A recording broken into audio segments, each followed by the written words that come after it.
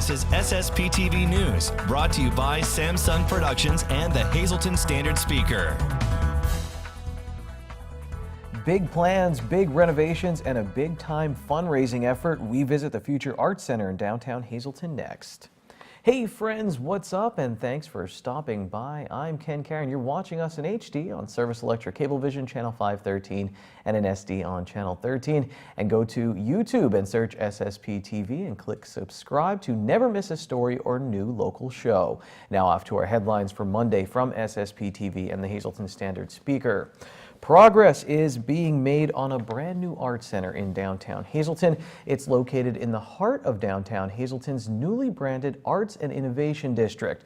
Tonight, our Lisa Sugar gives us a peek at the renovations currently underway. I am thrilled to be inside the former Security Savings Bank building in downtown Hazleton, the future home of the Arts Center in the downtown. And I'm joined by two ladies who are running a fantastic campaign to complete the renovations of this building. And that is Mary Veronica Sweeney, who is the director of what is being called the Banking on the Arts campaign. Do you like that name? And also Allie McKittrick, who is the associate director. First of all, ladies, congratulations. You've been doing a stellar job. This is the second phase of this campaign already, and you have had stunning success already. Yes, we have. We are over the moon about the response that we've had. We always talk about that we have the best job in the world because we wake up knowing that we get to talk to people about generosity and the arts. So we get to meet the best in people, and we get to talk about our passion, which is what's possible in a town that embraces the arts. So we've, for the past, the campaign technically started in October. So since then, we've been on the down low, meeting with foundations and private donors, and in a $1.2 million campaign. And we are about $100,000 left in the campaign. And we're just going public on it, so. That is amazing to have raised that much money so quickly. Now, we must stress, you are a native of Hazleton. You are the lady responsible for the beautiful mural behind Hazel Drugs there. So that is gorgeous. You're an artist, you're a teacher, and this lady as well, also a local artist and creative activist here as well. So we have two talented women who are leading this effort. So how thrilled are you that you are at this point already in this campaign till we see the actual reality of this building completed? Wonderful question. We're thrilled. We're just beyond thrilled, beyond the beyonds, as they say in Ireland. Because first of all, we knew that this would happen in a sense. We had the confidence from the beginning. But now that we're here and we're actually watching it come to play, it's an entirely different feeling because it's real.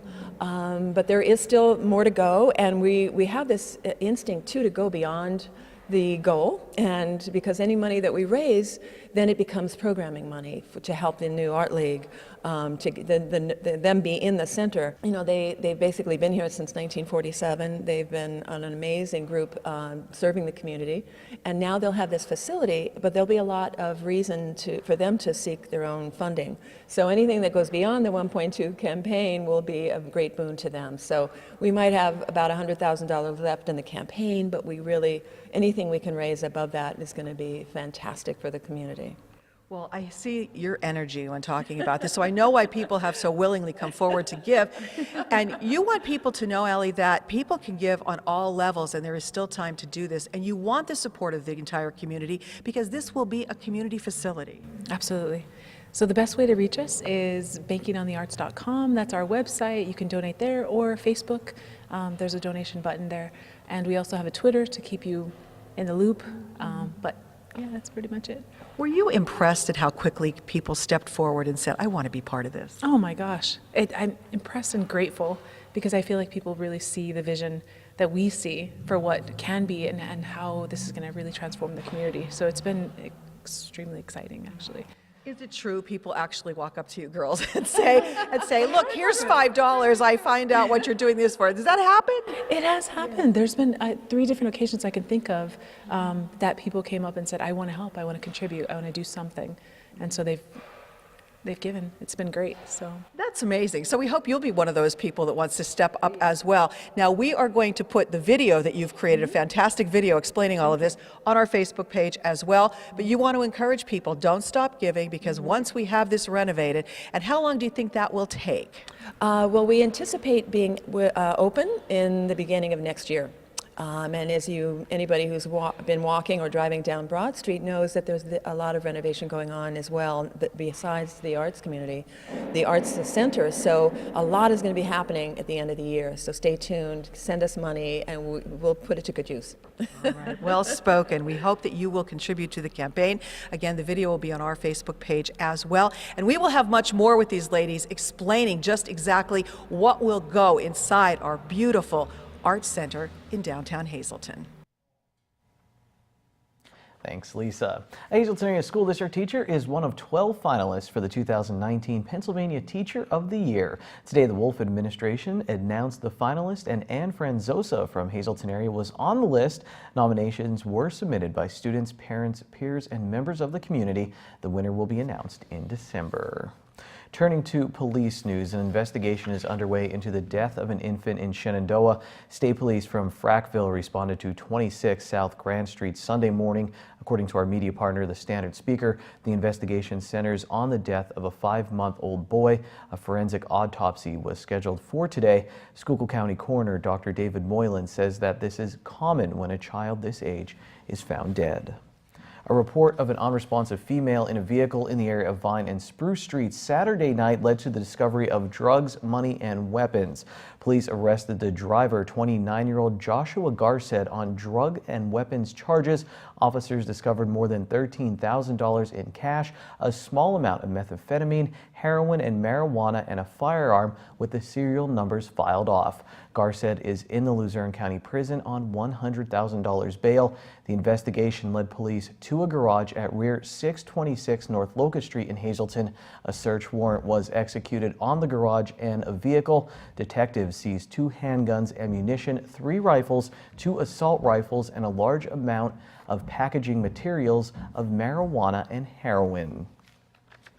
Well, have you entered to win a $350 or $100 gift certificate in the Laurel Mall's Mother's Day giveaway? Drop off your mall sales receipts with a minimum purchase of $20 in the drop-off at Center Court. Include your name, address, phone number, and email. For an additional chance to win a $50 gift certificate, go to standardspeaker.com. The deadline to enter the contest is May 8th. There's more information ahead, including Ron Marchetti's weekly trivia treat segments in sports. And after this break, we talk with a man who wants to be a priest but is having trouble paying for his dream to come true. This is SSPTV News, your place for 24 hours of your hometown news and information.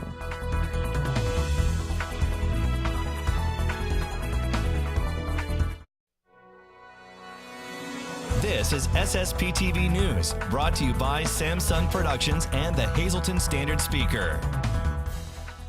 Today, I'm pleased to welcome to our studios Daniel Sanoski. He is a young man who is interested in religious vocations, and he has an interesting story for you, which I'm sure most of you are not aware of. I know I certainly never heard of this before. But Danny, I'm going to let you tell it. You're a young man who was studying engineering, mechanical and nuclear engineering at Drexel University, and your life is now changing paths. So tell us how this change came about and how the people out there can help. Yeah, I've been studying engineering, like you said, at Drexel University the last 3 years, but always actively involved in my Catholic community and my faith. And over the last year, began to feel the call to religious life and to the priesthood. I met the Franciscan Friars of the Renewal, a religious community in New York that works with the poor. And I just felt the call to be there and to live that life. And as I looked into that and looked into how I moved forward in that vocation, I realized that I was not able to enter that community and to respond to God's call for my life until I took care of all of my student loans. So we hear often that there are not a lot of young people interested in religious vocations, but there are. But you told me there's a percentage of people that can't do it simply because of the outstanding debt. Yeah, there's every year in America about 10,000 people who are discerning a religious vocation, either as a priest, a religious brother, or a religious sister.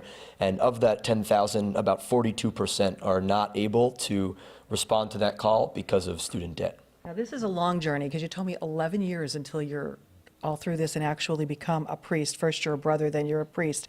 So, all right, there's an organization that is helping students like yourself to raise money. And so tell us about this process and how our viewers out there could support you as well. Yeah, so since 2003, the La Beret Society, which is a Catholic nonprofit based out of Minnesota, has been working to overcome student debt to help people like me to respond to God's call to religious vocation. Since 2003, they've helped 273 people to enter either seminary or religious formation. And right now, I'm part of a class of 13 more who are hoping to do the same and to follow in that as well. So if people want to help, they can help financially, they can help by praying, you said as well. How do they get in touch with you? What do they do? Yeah, so there are kind of three ways that people can help support La Beret Society and our mission. The first would be through a financial investment in vocations, and anybody that would want to make that investment, the easiest way to go about that would be to contact me either via email or phone. The second way to help would be to continue to share the mission of La Beret. Obviously, not a lot of people know about what they're doing, but more people need to know about it. So sharing it with as many people as possible and helping me to invite as many people as I can into this journey.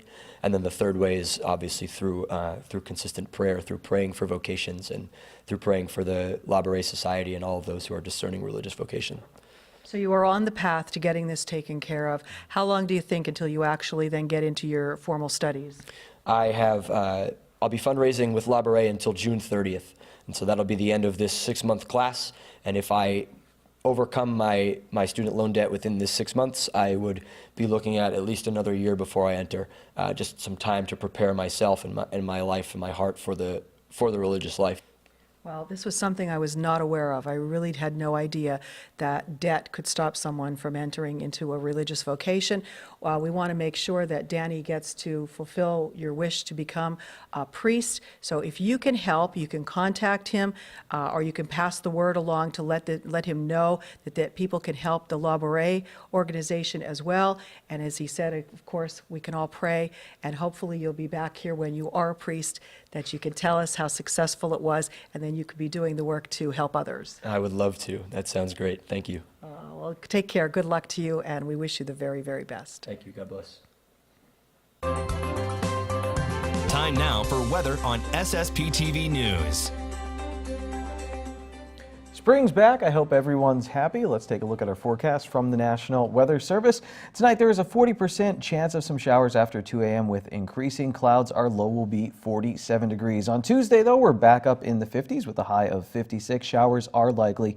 60% chance of precipitation. Tuesday night, again, 60% chance of some showers. Our low will be 43 degrees. Then on Wednesday, 30% chance of showers, gradually becoming mostly sunny during the day. We'll have a high of 53 degrees. Windy with gusts as high as 22 miles per hour.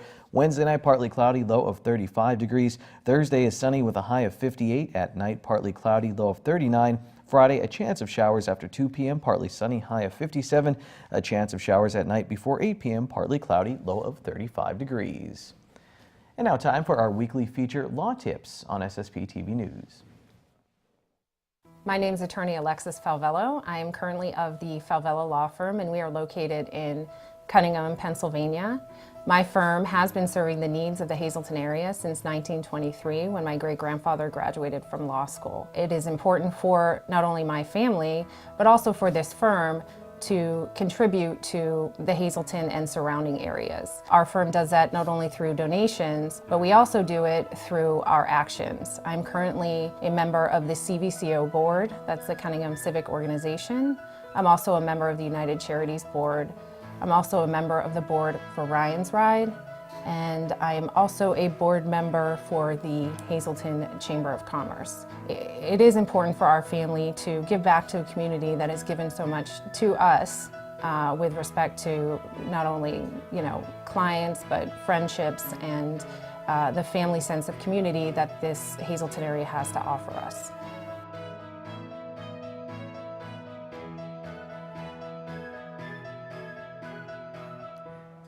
And here's the green screen, your midday winning Pennsylvania lottery numbers: pick 2, 9, 8, pick 3, 5, 7, 2. Your pick 4 numbers 8, 3, 8, 4, and pick 5, 2, 3, 1, 7, 4. The wild number is 2. We're going to talk about some playoff hockey, and Ron Marchetti has an NBA trivia question for you after this break.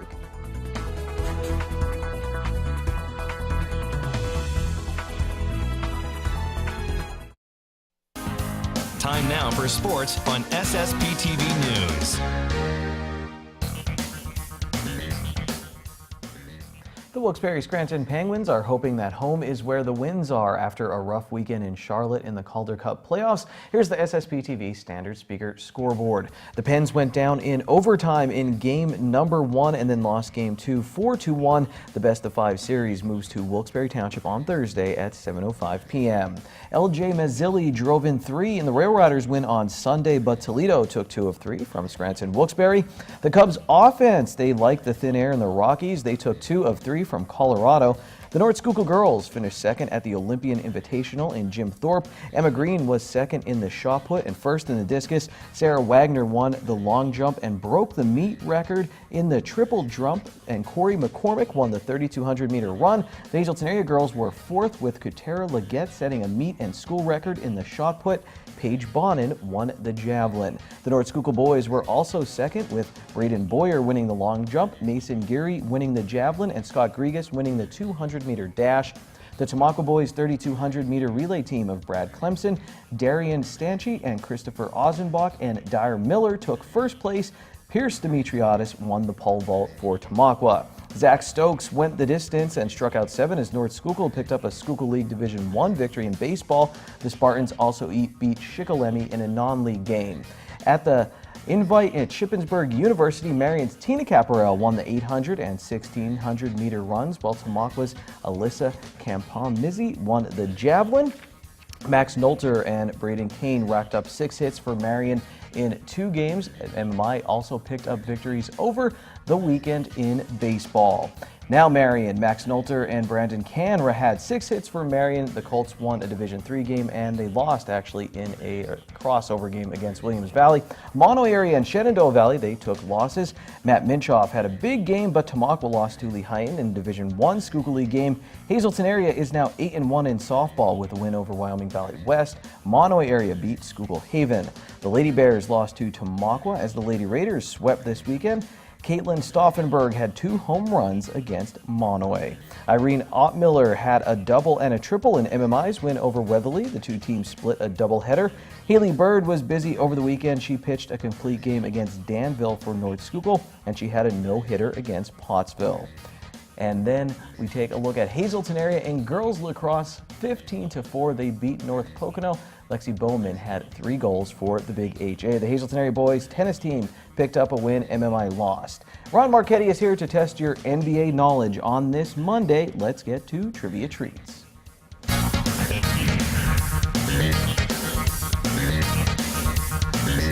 30-mile-per-hour winds helped the Chicago White Sox belt 7 home runs on this very day in 1955 at Municipal Stadium in Kansas City. Hi, everybody. This is Trivia Treats, and that happened on a day similar to today, but much windier.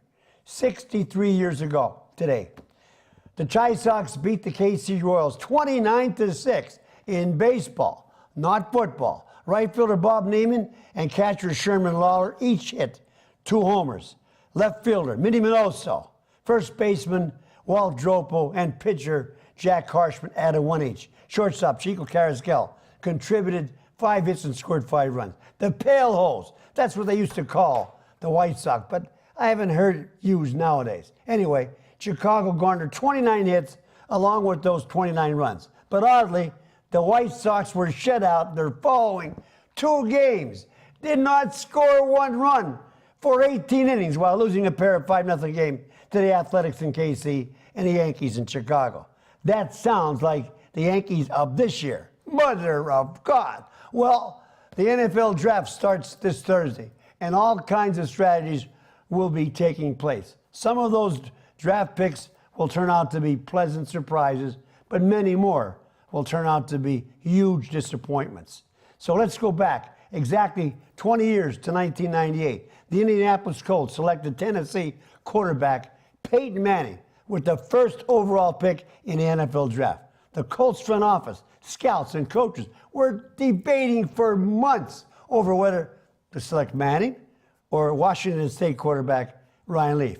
They ended up choosing wisely, as Manning became one of the best players in NFL history, who retired after the 2015 season with a record 71,940 career passing yards and 539 touchdowns. Leaf was chosen second by the San Diego Chargers and was one of the greatest draft busts ever, as he lasted just 4 miserable seasons in the league, and those 4 seasons were marked by poor play, immature behavior, and injuries. Bottom line was, he stunk, and in my opinion was the very biggest bum and bust in the NFL history. Mother of God, I paid a lot for him to lead my fantasy football team in '98.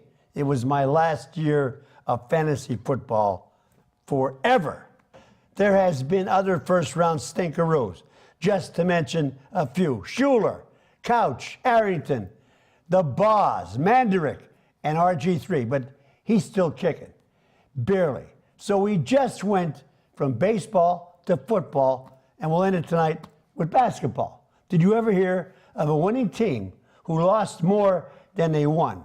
It did happen once, when 2 teams played for a conference championship with losing records. So I'll ask you, when was the only instance of 2 teams with losing records meeting in the conference finals of the NBA playoffs? Junzi Marnell may be the only person alive who could know this because he's an NBA super fan. Answer. In the 1981 Western Conference Finals, the 40-42 Houston Rockets defeated the 40-42 Kansas City Kings, 4-1. The Rockets went on to lose 4-1 in the finals to the Boston Celtics. You know, I said it only happened once. Let's make it twice. The Minneapolis Lakers, who posted a 33-39 record in 1958-59, lost to the Celtics 4 straight in the finals. Till Friday. Be a good sport and stay loose. Good evening, everyone. Here's today's Talk of the Town. Vinyl for Vision will be held at the Laura Mall on Saturday, April 28th from 10 a.m. until 6 p.m. You will be able to buy tapes, CDs, records, and more. Proceeds will benefit Community Services for Sight. For more information, you can call 570-455-0421. And that's today's Talk of the Town. SSPTV News would like to send our sincere condolences to the family and friends of these recently departed. Carmela Minnie Corrado of Hazleton, who lived to be 103 years old. The Frank J. Bonin Funeral Home in Hazleton will announce their arrangements. Carol Hartzell of Weatherly. Funerals Friday at 11 a.m. at St. Matthew's United Church of Christ in Weatherly. Friends may call Friday from 9:30 to 11 a.m. at the church. The Damiano Funeral Home in McAdoo is assisting the family. Edward M. Harvilla of Hazleton. The Frank J. Bonin Funeral Home in Hazleton will announce their arrangements. Daniel Henry Jr. of Junedale. Mass is Wednesday at 10:30 a.m. at Our Lady of Lourdes Church in Weatherly. Friends may call Wednesday from 9 to 10 a.m. at the Damiano Funeral Home in McAdoo. And Eleanor Validis of West Hazleton. Mass is Saturday at 10 a.m. at Holy Name of Jesus Parish in West Hazleton. Friends may call Saturday from 9 to 10 a.m. at the church. The John J. Pustite Funeral Home in Hazleton is assisting the family. Attention pay-per-view subscribers, if you see your name now in SSPTV News, you can call in and win a free movie from Service Electric Cablevision. Today's winner is Julia Boxer of Monoy City. Call now and leave a message at 570-455-7267, extension 104, for your free movie. You're going to want to see our other stories at the Future Arts Center, some really cool views of what's going to come in downtown Hazleton. That's it for now, though. Take it easy, everyone. Watch us online anytime at ssptv.com and follow us on Facebook and Twitter.